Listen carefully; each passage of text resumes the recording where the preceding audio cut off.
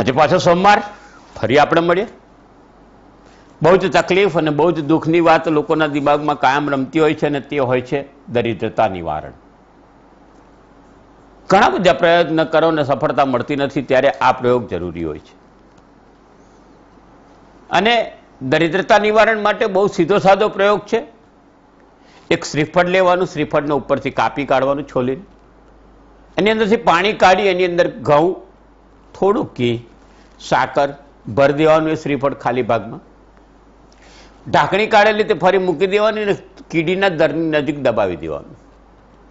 આવા 4 થી 5 અમાવસ્યા જો પ્રયોગ કરવામાં આવશે તો તમારા ઘરમાંથી દરિદ્રતા નાશ થશે અને ખૂબ આનંદ અને મંગલ જીવનમાં આવી જશે. સાથે સાથે ભૂલતા નહીં કે આ વખતે આ અઠવાડિયે 1 મે છે. 1 મે એટલે ગુજરાતનો સ્થાપનાનો દિવસ.